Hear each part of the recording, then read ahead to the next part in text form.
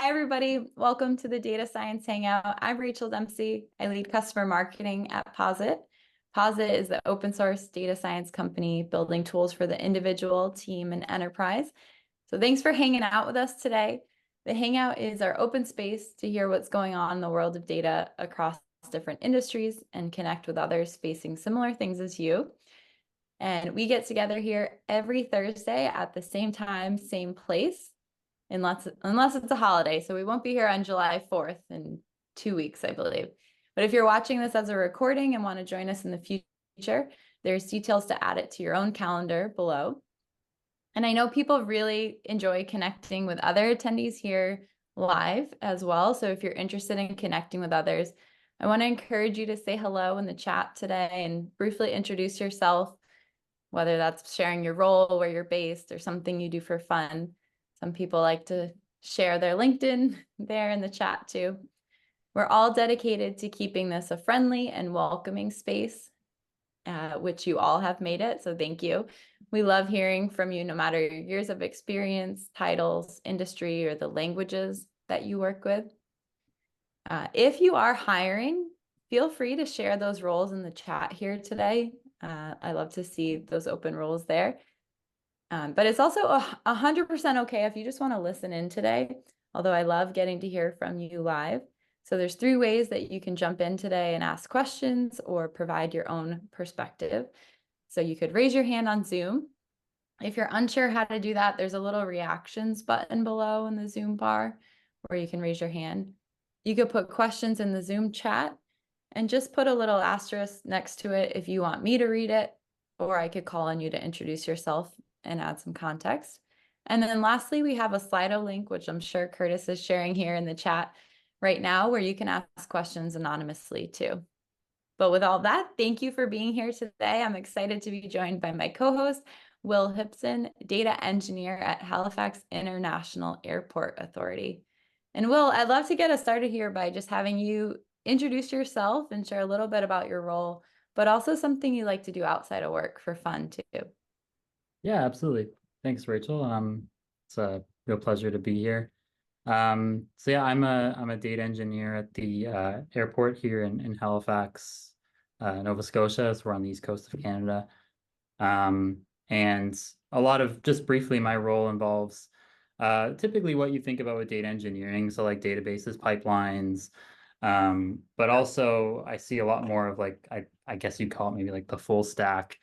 Given that it's a small team, there's also I'm also involved in a lot of presentations, so dashboards, reports, sort of the more visual side, shiny that you might associate with data science and R specifically, and even around say like the philosophy and it's kind of activity that goes on here within the broader team around data discovery, literacy, sort of advancing that forward beyond just managing the data in the back end.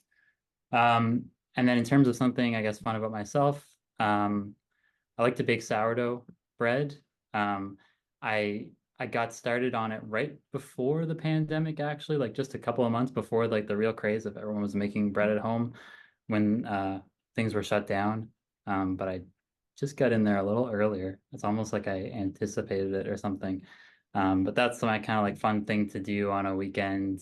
Not when it's a heat wave, obviously, because it's having the oven on in the house is just sweltering in that case. But yeah, that's like my fun kind of thing for me, and the family benefits from it too because they get bread. I love it. Thank you. So I think all of us, like, I love hearing examples where like we can actually resonate with it, like going to an airport or being on a plane. So I was curious, can you give us a few examples of the way that you're using data across the airport? Yeah, so just for context, we're like a medium-sized Canadian airport, and we are international, so there's a lot of activity going on here, even though it's not, say, like a Toronto, Pearson, or Vancouver. And how we're using data, so we're in a pretty early phase right now of what I would say like is data adoption at the airport. Before I started and before the data team even existed, people used dashboards, that were built by enterprise companies that were paid, tens of thousands of dollars to build something and then sort of go away. So people think of it data in that way, and also people, of course, were using data just in their own kind of space. Maybe they have like data specific to their domain just sitting on their computer or in SharePoint. And so we started this team fairly recently ago, like this data team as part of the larger IT group, to have a more top-down approach where we have all of the data in one location, sort of centralized repository of data, so that people can trust and have access to whatever data they might need to do what they're doing. Now, you asked for kind of practical examples. So like things that come to mind are flight schedules, managing the flights that are incoming, outgoing, kind of observing that. Passenger flow is another big part of it, especially now that we have recovered from the pandemic. During that pandemic recovery phase, monitoring passenger flow was a huge priority, of course, to see just the status of the airport. Like, are people traveling? Are people coming through at the rates that they were pre-pandemic? So people often ask the question of like, well, have we recovered now, comparing the present time to like say 2019? So those are like your kind of typical things. And then, we like to think a little beyond just the immediate of what's going on right here, right now, to start thinking, well, can we use other data sources to improve the airport experience, to help people working here understand and maybe do model predictions or things like that? So weather data, both locally and even kind of a global space, because um, weather that impacts an airport's, not us, but maybe another airport within our network, that's going to affect how things look here if flights are delayed. And we're thinking too, like passenger experience. How do we improve when someone comes to the airport? Should they be able to find out easily in one place bus routes and stuff like that? And just thinking that whole journey from the beginning of you decide to take your flight to you've returned, and how data can be used along that lineage. Thank you. I loved when you were explaining to me how, like, when you're actually working from the airport, you get to see all of these like use cases in action and just be a part of it too. Yeah, that's one of the things I love about this position. So I am at the airport today. And you can go out and walk around and see, people coming in and going. It's a very busy, active place. There's people are buying things, they're waiting around, they're going through security. So it really grounds me to like the domain of like what I'm doing, to actually be physically in the space. I realize that's kind of a privilege. Not every position allows you to do that. Sometimes you're a few steps removed from that, or you're working remotely, so you don't really see what's going on physically, but it really does, for me, it really helps a lot. And I love going on site. I do work a hybrid kind of work from home and remote and in person, but just going downstairs, seeing what's going on, you can kind of see the problems, or like the things that people are struggling with. We can see, for example, like if there's a huge backlog of people waiting to get through security, it makes you wonder, like, how can we improve the situation? So yeah, it's really great for just kind of like making me understand like, okay, my work does have value somewhere physically to this space. Yeah, absolutely. I see Ethan, you had a question in the chat. Do you want to jump in here first? Sure, yeah. Thanks, Will. It's been interesting hearing so far about your role and work, but I know we'll get into a lot more details, but I'm kind of curious to hear a little bit more about what you said at the beginning, where the data team didn't used to exist and your role and the team sound like they're fairly new. So I'm just curious how much context or how much you could share about how that team was created in the first place, and how your role was created and kind of how you were hired. And I'm just imagining Yeah. that you probably had to do a fair amount of defining what your role is, if it was kind of creating a data team from scratch. So just curious to hear a little bit about that, if you don't mind sharing. Yeah, so what I know about like how the team was, like the motivation for the team, there's a couple things that come to mind. So previously, before there was an in-house data team, the what would happen is there'd be a need for something like a dashboard, like people are like, oh, I need to really see what's going on with passenger flow right now. It's critical. And so they'd hire some company to build something, and all that data would be kind of managed within this single application, and it'd be extremely expensive. And then because it was a contract type of thing, they'd build it and leave. And then inevitably it would break. And then people would be lost, kind of wondering, okay, now what do we do with this? Do we hire them again to fix it? Do we start from scratch? Because by then the priorities have probably shifted too a little bit. And so it was this constant cycle of like hiring to build something, it breaks, replace it, and then nothing, no knowledge was being generated for the company itself. Like there was nothing here to have that could be maintained, or a team to kind of help the broader team even understand how to use these tools.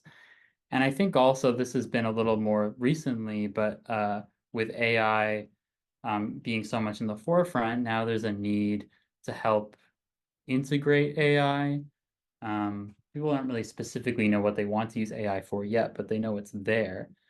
And if they don't know sort of the limitations, if they don't have basic data literacy, then they might run into issues. So we're facing that right now around like, okay, AI is here, it's not going away anywhere. People want to use it, they're excited, but they don't really know how to use it appropriately. So we're approaching that data literacy, and this is a very like not technical type stuff. This is like human to human interaction. Like, how do we educate people how to use these tools? So I think it's both of those things together. And then you asked about like how my role is defined. I think it's tricky when you're in such a small team. It's me and one person on the data team as part of the larger IT group. And the work I do is the data engineering, the nuts and bolts of like actually having data flowing in, quality checking, pipelines all the way to the end product. So data engineering, I feel like, is maybe not the best name. I feel like full stack data something is probably better, because it's like a little bit of data engineering, but then I see that full what is it, the full landscape, I guess the full landscape really, of raw source data to something that somebody will actually interact with. That's really interesting. Thank you. Thank you. Thank you. Well, I guess because we're already just kind of touched on this topic, I know many organizations are eager to jump into the latest and greatest with AI, ML. And I know you have a lot to share on this topic of like what can be done without having to jump straight to AI and ML, and just wanted to have you chat or just share a little bit with us on how you're doing that. Yeah, so this comes again from what we see here is people are excited to use AI and they want to use it right away. And this is nothing new. I think a lot of people in this industry kind of understand this, but if you don't have good data, if you don't have clean data that's ready to use for AI, it's going to lead you astray. You're gonna, these models are not ready for that kind of for managing it at that point in the life cycle. You need to have good data. And people kind of don't really understand it, or they don't see data that way. They see data as a single thing, like a spreadsheet on their machine. They don't see that there's a lineage to data. So data has a lineage, it has a life cycle. It has to start somewhere, it has to start at a source. And that source, it might not be, it might be JSON, not rectangular. How do you manage that? How do you clean it? How do you make it, remove duplications? And if you're in a production scenario, which most people are, like that data is changing. It's rarely ever static. If you're working off of static data, you're doing analysis, you're doing something ad hoc, maybe you're in academia. But if you're in a production place using data, that data is changing. And you need to be able to monitor that, see has it changed in ways that reflect poor quality. Like something we have just implemented recently in our data pipelines is to continuously check for duplicates, like verify that the primary keys that we're using for our tables are in fact valid. Because this is an assumption that we have, and maybe it holds at the beginning, but something along the way happens that introduces some duplicates, how are you going to be aware of that? And it gets into the kind of whole like data profiling, and there's more than just duplicate checking. But these are the things, this whole lineage, people don't see that. They see the end product. And if you miss the whole lineage, the whole life cycle of the data before that, then you can't possibly be using LLMs in a way that's appropriate. Thank you. I see Dom asked a question in the chat, and there's a little star there, so I'll read it. But it's, you mentioned your 2-person data team is part of a larger IT group. Do you have situations where some data tasks are managed by the wider team? And if so, how do you determine who's responsible for which task? Yeah, so I'd say almost no. Like, it's all handled by the data team. What the IT team does, where we interact with the IT team mostly is in actual physical servers or things that need to be like hardware more likely. So like a good example, like we have a vendor that has cameras that manages our cameras at the airports. And so we want to be able to also and these cameras are designed such that like you can't see the actual person's face. It's like a face down kind of camera. But like we want to use these cameras to do people counting. And actually that company does that for us. And so we worked with the IT team to kind of get that set up and start doing that.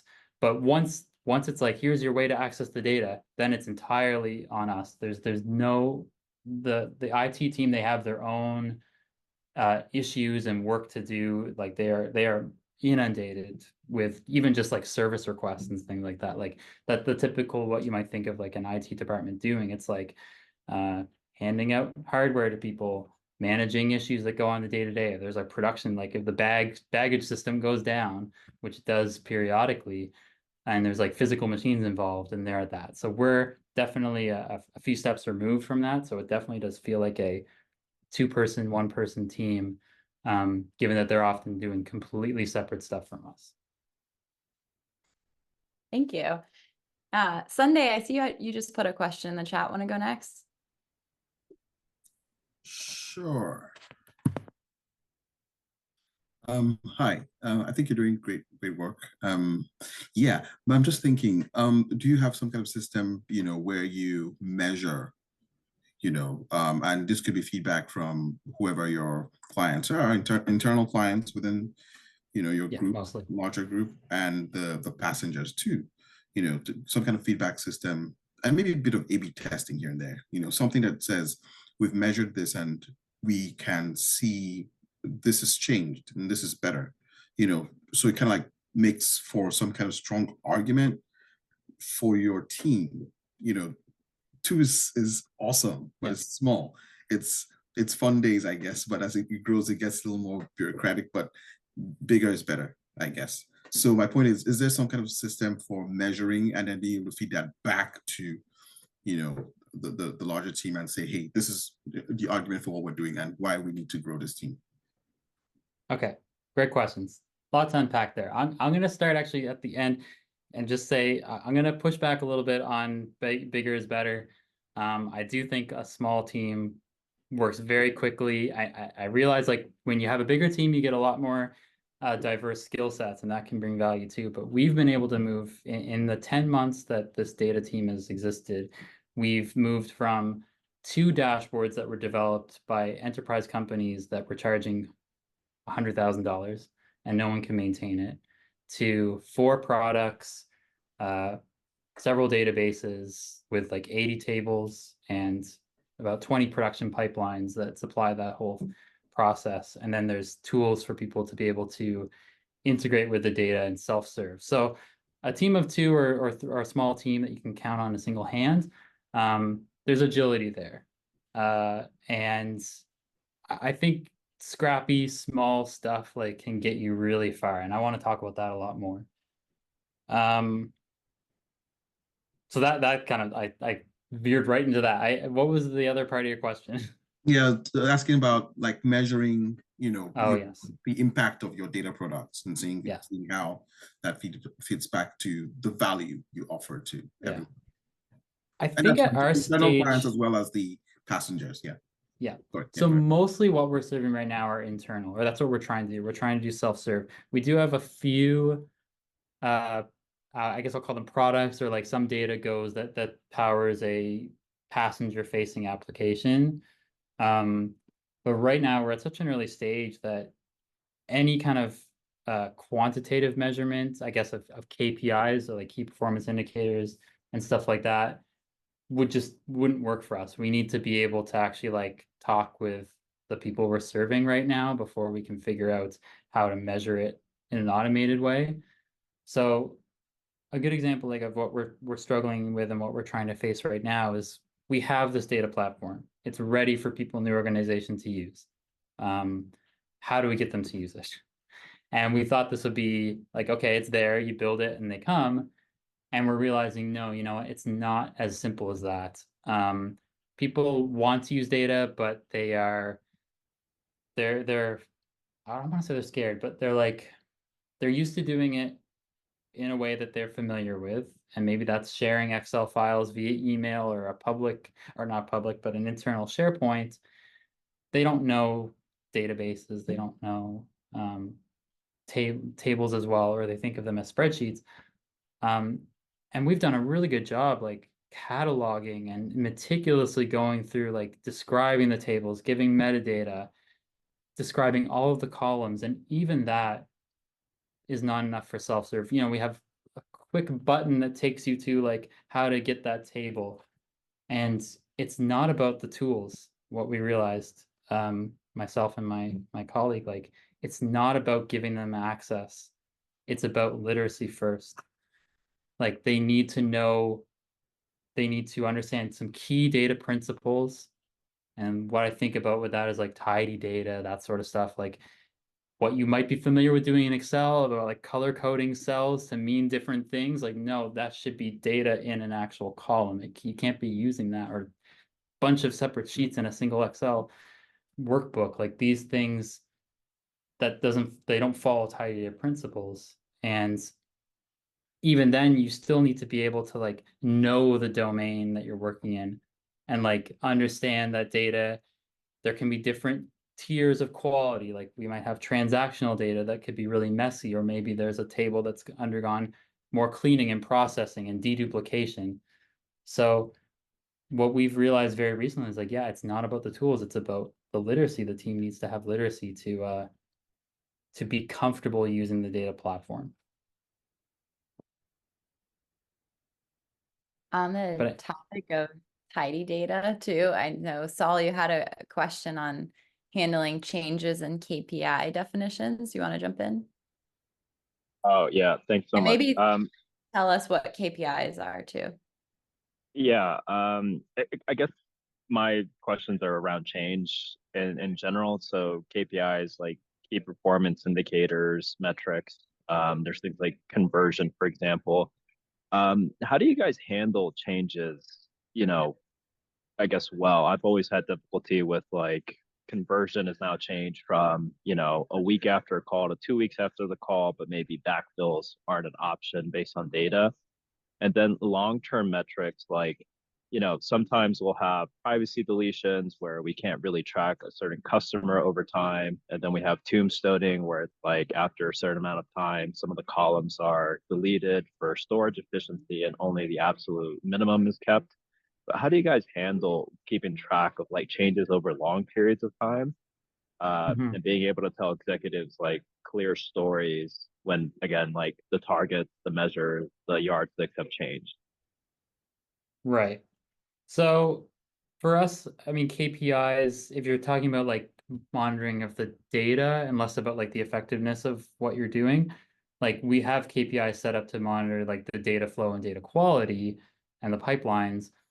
Similar to what was asked previously, like we don't really have like measurements or concrete measurements of how effective the team is or how effective what we're producing is because it's still at such an early point of what we're doing. And but I do expect that will change, and that's something I think with a more mature, I don't want to say mature team because I feel like the maturity is there. It's just as the organization itself starts to become more on board with using data in this way, because we're still like, we have to be continuously almost promoting the team in a way, just to like the IT group realizes it's useful. We know it's useful, and we are doing production like things are happening in production that affect passengers.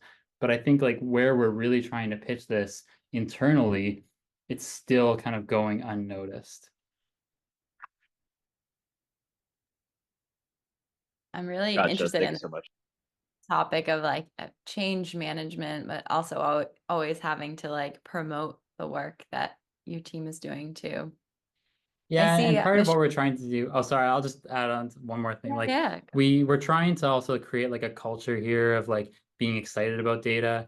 So we're writing data, we call them data stories. And it's just like it's a Cordo in our Markdown document that we host on our web page, like our data hub, which is also hosted on Cordo. It's a Posit Connect. And we write little vignettes about exciting things you can do with data, geared more towards a non-technical audience. So instead of a typical like blog post where you might have code interweaved throughout, it's more the text and the visuals. And it's like, hey, if people get excited, wow, you can do this with data, you can do that kind of forecasting, you can do these predictions, like, hey, that's an in for them to start asking more questions. And then we say to them, you can do that too. Let me take a pause and sit on this this one for a little bit. I get excited when I see all the questions in the chat, but that's really interesting too, to think of like the Cordo doc you're sharing with some of the non-technical stakeholders. Could you maybe share an example of one of those and like what was the impact of that? Yeah, so one of what we are trying to do, or a thing that gets commonly kind of brought up here is forecasting, time series forecasting around the passenger flow at particular times of the day.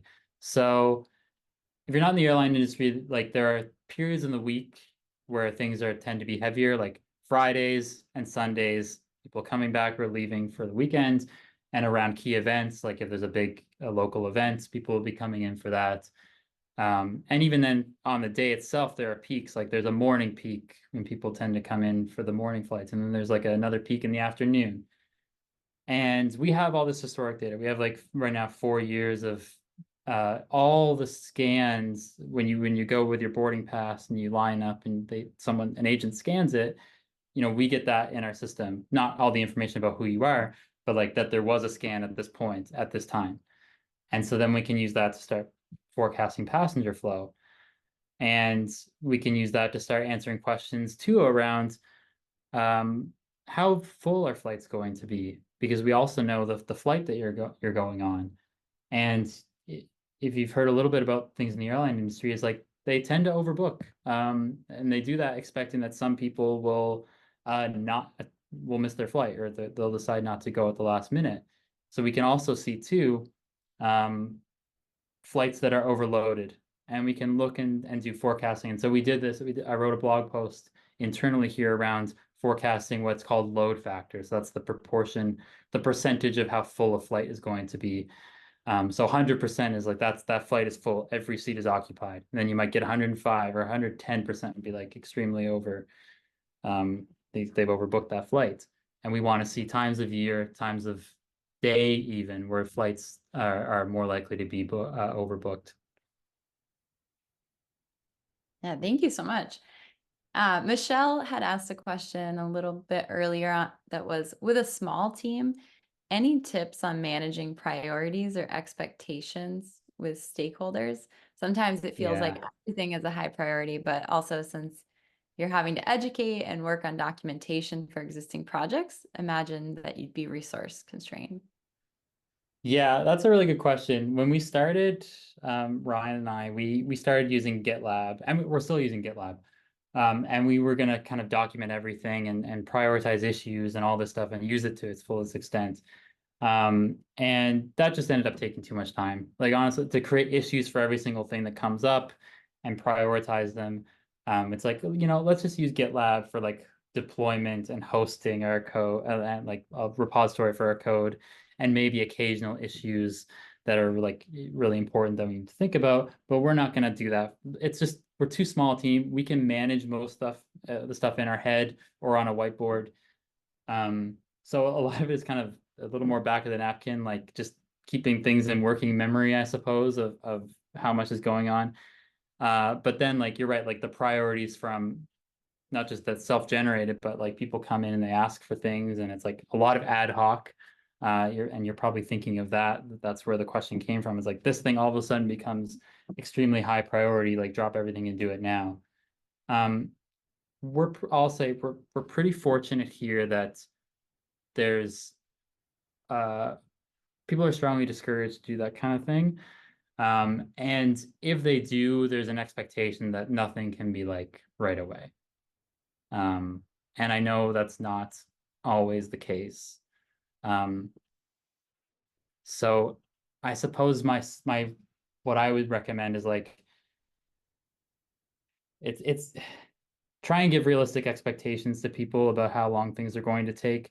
And I realize that's really hard because it's so hard to know how long a software project, a data project will take. But sometimes people get the impression that because you can do something really quick with code, that's how long it's going to take. And sometimes the proof of concept is like a small fraction of the actual time it will take to do the full piece. And we've had cases where it's like, it took us like 10 minutes to do a POC, but then to actually take that to production took 3 months.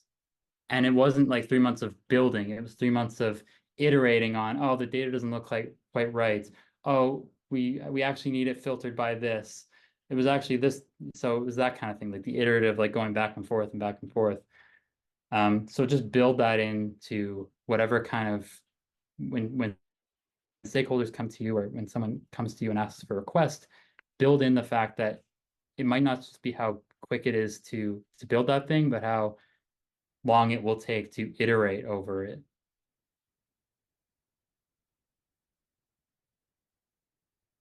Thank you. I see there's a very engaged conversation about supply chain in the chat here, and I wanted to see if anyone had any questions in that chat, in that thread there.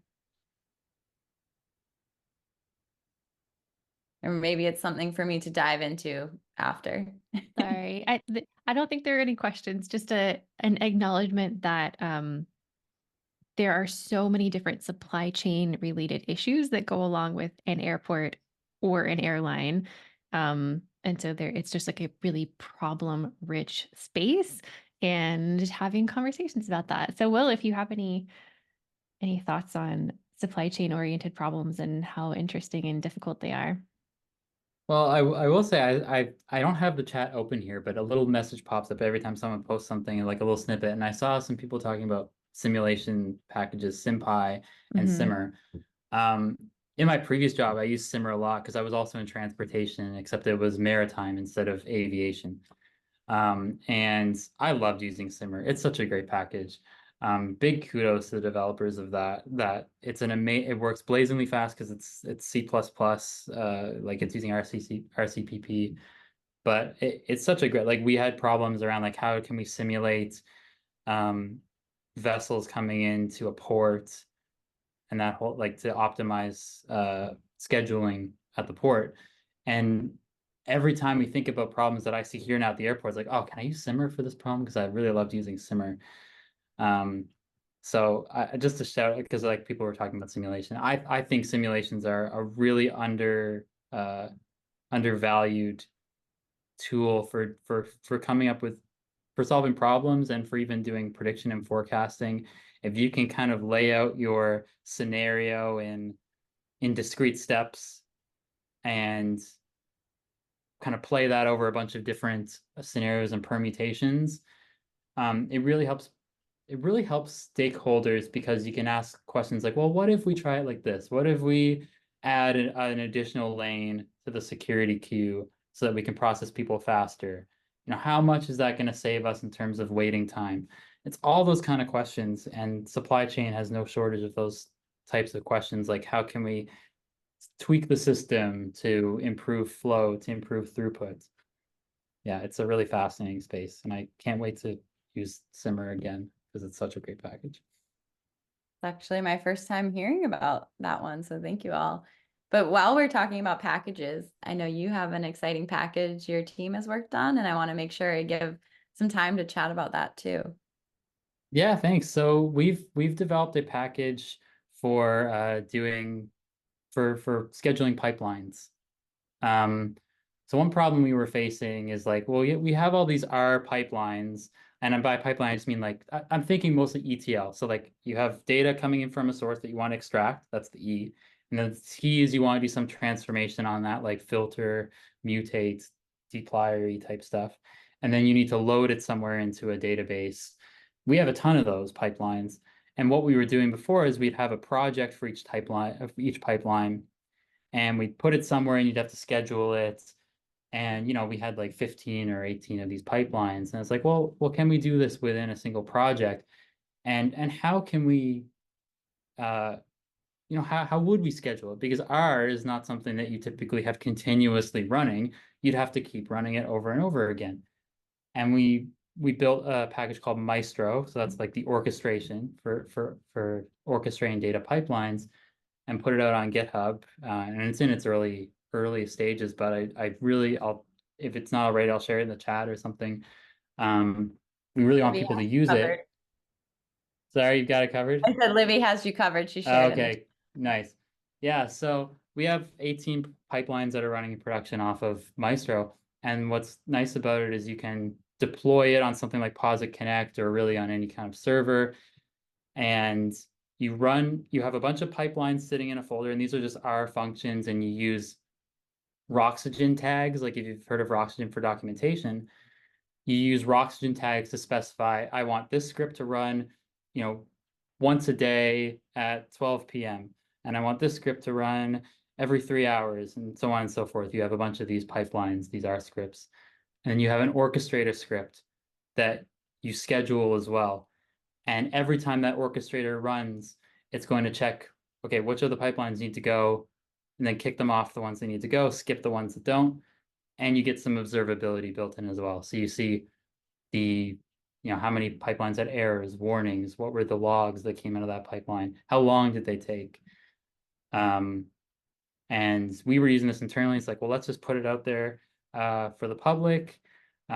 First time for myself really developing a package to be used non-internally. I had some experience building our packages for internal use, but this, like the level of quality and checking involved is obviously much more, and documentation involved for a public package was a lot more. So a really great learning experience for sure. And I'm hoping people will use it and that they'll break it and put issues up there and tell me how like the documentation doesn't make sense, and then we'll rewrite it. But this is what we want. We want constructive criticism, and then hopefully there will be a CRAN release at some point in the near future. Thank you so much for sharing that with all of us too. And I've been so impressed with how open your organization is to helping others learn as well, and like sharing the work that you're doing so openly. I did share your team's customer story in the chat a little bit earlier as well. If people want to check that out, because I never want to put people on the spot about how they use our pro tools, but I thought because you already did a customer story, it might be nice to share a little bit about how you're using Posit in your workflows. Yeah. We've been using Posit since kind of the first day here. We both, myself and Ryan, we're both heavily we use R. That's our main language. And so I just got the message that my earbuds are probably going to die, so I'll just switch to that. I hope that's Sounds good. okay. Yeah, so we've been using Posit Connect for a while, and initially, like we thought, it's great for serving content like Shiny apps, Plumber APIs, and documents. And then we kind of thought about it. It's like, you know what? You can run ETL pipelines off of Posit Connect. You just have them going in, like you deploy an R Markdown or a Corel script with logic you want to run, and and you schedule it, and there you go. Like it can do data engineering as well. And if you're at an early stage, maybe in your organization, or you're just doing things yourself too, like, yeah, you don't have a database, like just use pins. Like it's got a lot for not just serving content, I think is what we realize is like it can do a lot more than just that. And I think Maestro has a place there too, because if you deploy like a Maestro project, and we've done this ourselves, like if you deploy a Maestro project and you have your orchestrator as a Cordo document and you schedule it to run, then you can run all your pipelines in one project off of there. I will like one thing I think is great about our team, myself and Ryan, like we every week or so, or maybe even a couple of times a week, we think like, how would we redo things if we were like needed to run on the cheap? Like if we were just doing stuff ourselves, we didn't have an organization with tons of money to support us. Like how would we do things? What tools would we need? And like, well, you need somewhere to store data and you need somewhere to compute it. And so like Posit Connect jumps out as one option for us because we're very familiar with it and we've used it before. But like, don't feel like you need to be just swayed by these massive Fortune 500 company. Like, don't worry about what Meta's doing. Like the latest and greatest stuff that's being shared by Fortune 500 companies on LinkedIn. Like, don't get persuaded or like feel like you need to adopt those. Like, I love scrappy data science. Like, I just want to schedule in our script. What's the simplest way I can do that without, shelling out tons of money? It's like ask those questions a lot and like continuously ask those questions a lot. And it doesn't mean you do it necessarily, but it's just good to like reflect on like how would you do things affordably and all that stuff. Well, thank you. There's a lot of questions. Let's see. I love all these comments in the chat too. So just scrolling up to see what I've missed. But Emantis asked a question that was piggybacking off the question about priorities. Does your team have a framework for rejecting work? So if so, do you have any advice for communicating no to stakeholders? Yes, we have a framework. It hasn't been widely put out there or adopted yet, but we do have one. It's typically like if there would be a no, it's like, let's say someone wants to use AI like in a particular department, or they want to use AI on some data. We would ask them like, well, how ready are you for automation? Is your data that you want us to use, because not all of it is like publicly shared in the organization. Some of it's like specific to a department. Like, is it tidy? Can we ingest it in a way that doesn't involve you sending us spreadsheets via email? So like we'd ask those kinds of questions, and if they're not ready, it's like, no, you have to be ready. You have to meet a certain set of like automation ready before things can happen. And I think more and more we're realizing too is that people need to come with a somewhat defined question or goal. Like it can't be too open-ended. Like, I want to predict passengers coming into the airport. Well, that's a pretty broad question when you start drilling down to it. Like, how often do you want to predict? Is it every minute? Is it every day? That sort of thing. So I think Isaiah maybe had to drop off for another meeting, but I wanted to ask their question, especially because Isaiah said I use the airport a ton and remain intrigued and impressed by the two-person team. So Isaiah asked, now 10 months in, what skill set or type of data talent do you think you need to take the great work you're doing to the next level? Yeah, that's a really good question. I think now 10 months ago, I would have said DevOps 100%. I feel like in 10 months, we've learned a lot of DevOps just kind of by doing. And Alex Gold's book on DevOps for data science, if you haven't read that or looked, like that's a really great, like if you don't know anything about like setting up your own server or whatnot, like that's a really great book, online resource to look at. Yeah, I think what would really be nice to have now is like someone to actually be like an interface between, like a more direct interface between the different individual departments here. So like, because I'm not a domain expert. Like I work in the airport, I understand enough about it and I'm learning a lot. But like it's not I didn't learn this in school. Like I'm just, and most data science are like that, right? Like they come in, they know the technical capabilities, they know how to approach data, but they don't really know the problem domain. They kind of learn it as they go.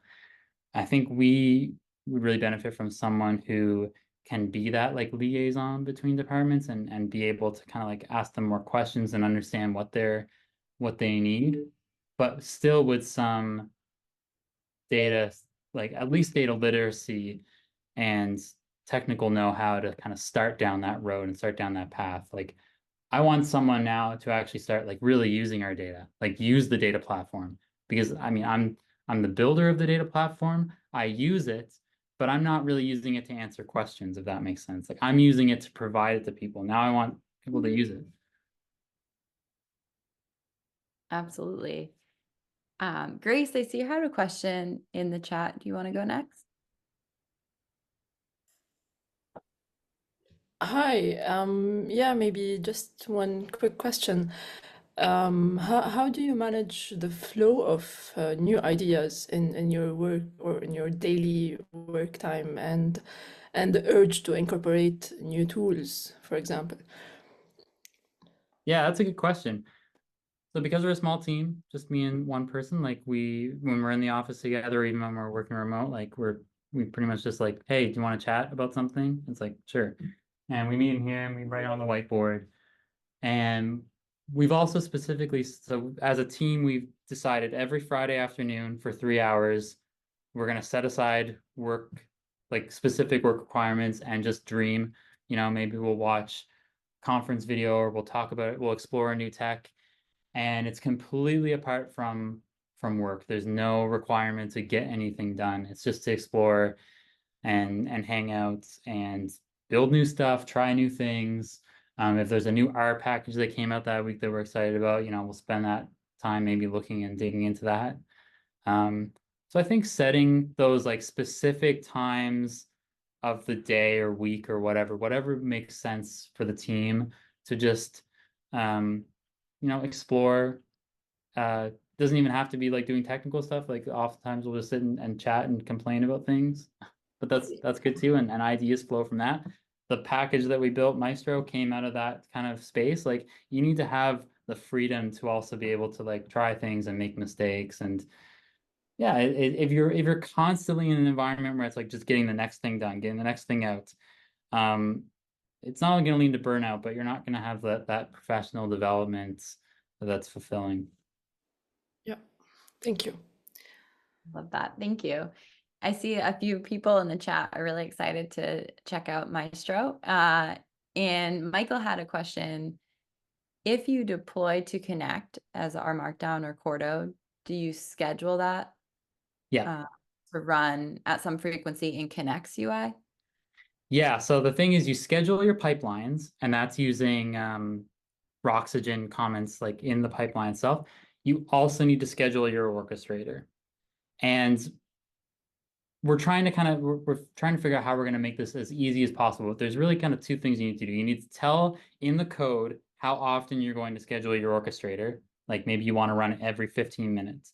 And that decision is going to be based off of how many different pipelines you have and their frequencies. Like if I have like a bunch of maybe I have 3 pipelines, they're running every hour on kind of different offsets of time, maybe one on the half hour, one on the 15, then yeah, I should really run my orchestrator every 15 minutes. And then when I go to deploy that, you need to make sure that you actually do schedule it to run every 15 minutes. The thing about Maestro is it does need to actually run in an environment. Like you can deploy it locally and run it on cron if you're using Mac or Task Scheduler, or you can put it in the cloud. Just saying that you're going to schedule it in the orchestrator doesn't mean it's actually going to do that. You actually have to go deploy it and do what you said you were going to do. It's like a commitment. It's saying, I'm going to schedule my orchestrator to run every 15 minutes. Okay, now you need to make sure you actually do that. And in the package down, I just even today like wrote this vignette around like scheduling and how to kind of make sense of it, because the thing about Maestro is it's stateless. And that's great for you because it saves you on computes, it saves you on a bunch of things. But to work in that kind of way, it takes some shortcuts and it makes some assumptions, and understanding that can maybe be a little bit different if you're coming from an environment where maybe you've used like Airflow or some other thing that's like a continuously running service that's checking the times and then kicking off pipelines based off of that approach. So yes, you do need to actually schedule it to run somewhere. We've done it in Google Cloud too, that I just did that this week, like as a kind of test case. Like that's actually a really nice place to put stuff, because Google Cloud platform, they now have like free tiers for a lot of their like compute or storage or whatever. Like if you just want to kind of get something up and started on a pretty low, like you're not doing anything super crazy, like you can just run it for free. So at some point we'll do a blog post or something to walk through that with Maestro specifically. Great, thank you. Michael, I see I missed a question a bit earlier around working with version control. Michael, do you want to jump in?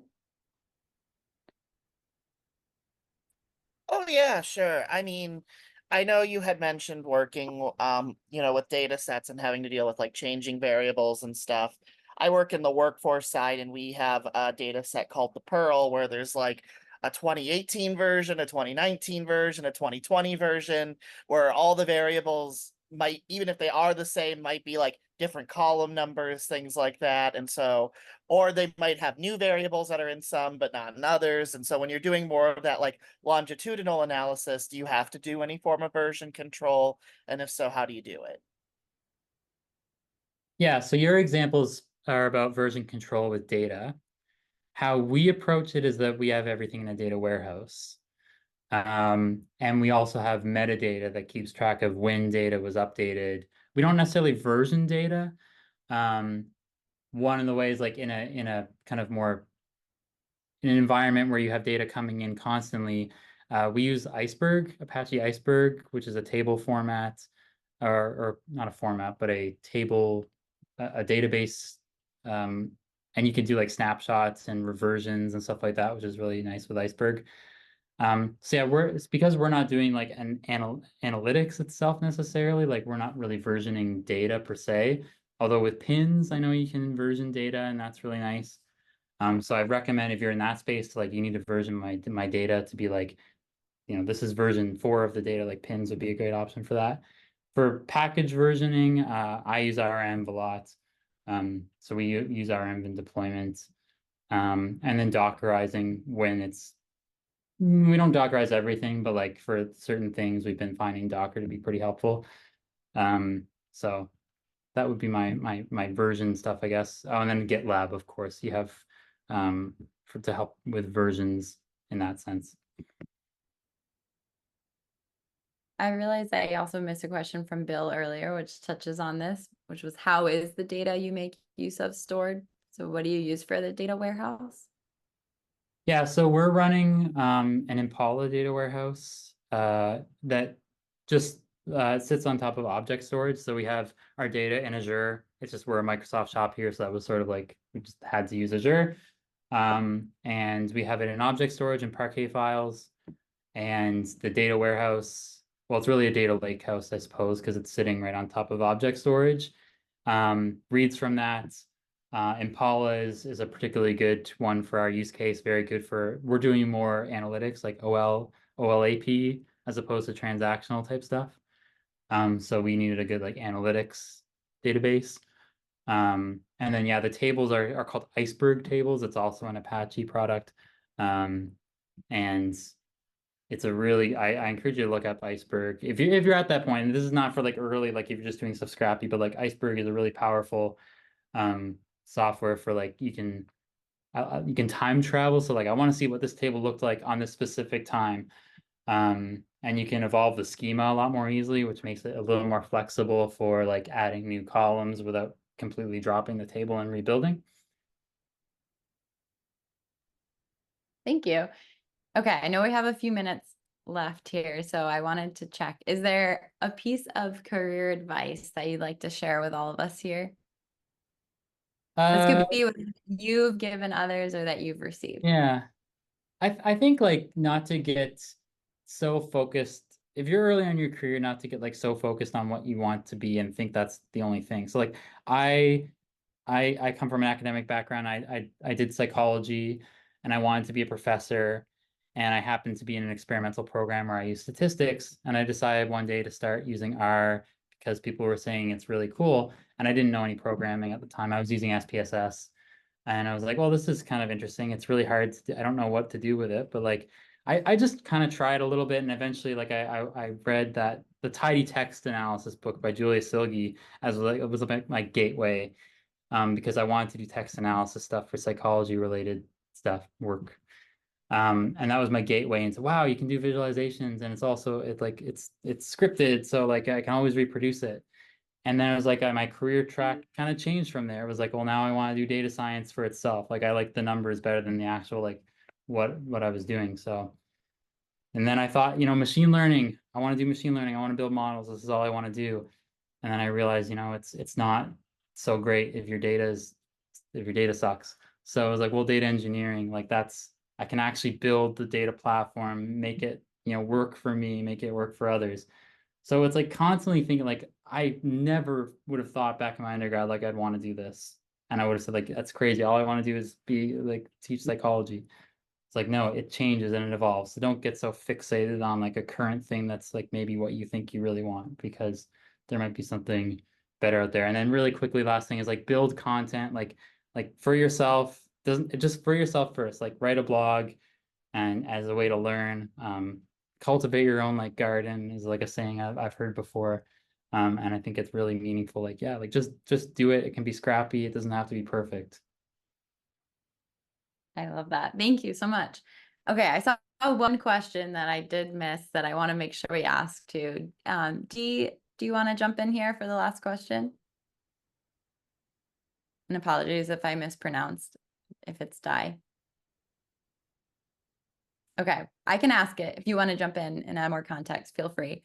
But is for some cases, if there is a complete data drought in a particularly important area within the organization, often due to the absence of digital transformation, as a data team, how would you address that? Yeah, so we have like KPIs like monitoring set up to be like this data has we set up the metadata so that we know that this particular table needs to be supplied with data at a particular frequency. And then we have some KPIs that go and check that, hey, is there actually new data that's been in here since? So we have like freshness scores for tables.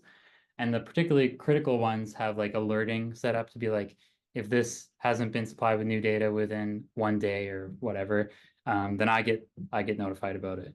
And then I go and fix the problem. And usually it's something I did.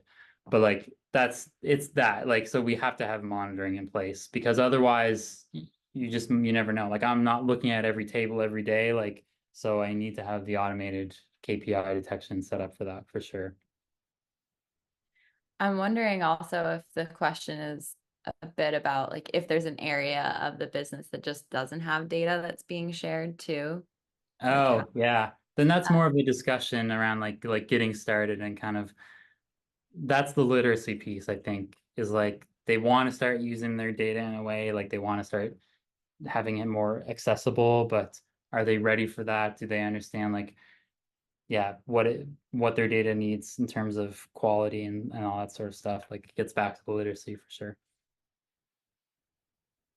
Awesome. Well, thank you so much, Will, for joining us today. And thank you all for the lively discussion. And I am excited to go back and read through the chat as well. It looks like there's a lot of great resources and links shared there too. Thank you really appreciate for having me. And I did just want to share real quickly with everyone, if you ever want to share the data science hangout with your friends or people across wherever you hang out, I have this short link here, which will let them add it to their own calendar. I just want to make sure that people find out about it if it's a place that they want to come spend some time. And so that's the short link there if you want to share it. But thank you all so much for hanging out with us.